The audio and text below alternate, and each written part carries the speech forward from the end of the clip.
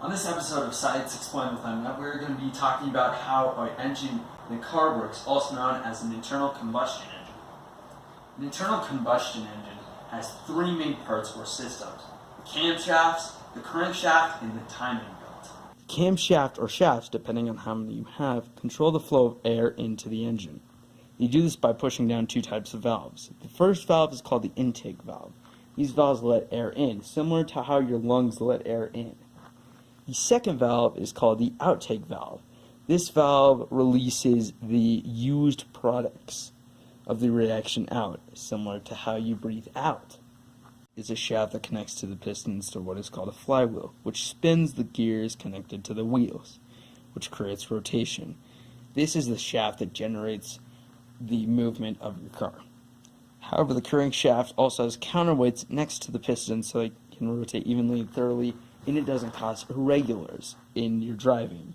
So your car doesn't start going 30 and then stop and go down to 15 and then back up to 20 and so on and so on. The timing belt is made up of four different components. The first component is the rubber belt that connects and coordinates the crankshaft to the camshaft. This belt often has a kind of teeth or latch pattern that holds it in place in other parts of the timing belt.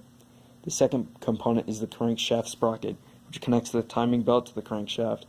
These incredibly small but important sprockets make it so that when the timing belt rotates due to the camshafts rotating, so does the crankshaft. The third part is the camshaft sprocket, which connects the camshaft to the crankshaft.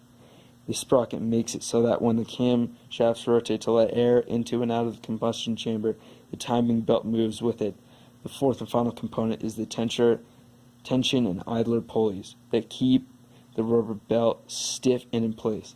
The ratio of camshaft spins to crankshaft spins is 2-to-1, which we will see is so important in a minute.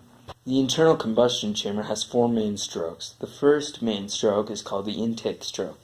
The intake stroke is when the intake valves open up to let air in, while the outtake valves are closed to keep the air in the combustion chamber. The air mixes with the fuel and turns into a gas/air mixture for later ignition. The second stroke is called the compression stroke. This is when the intake valves close while the outtake valves are still closed, creating an airtight chamber.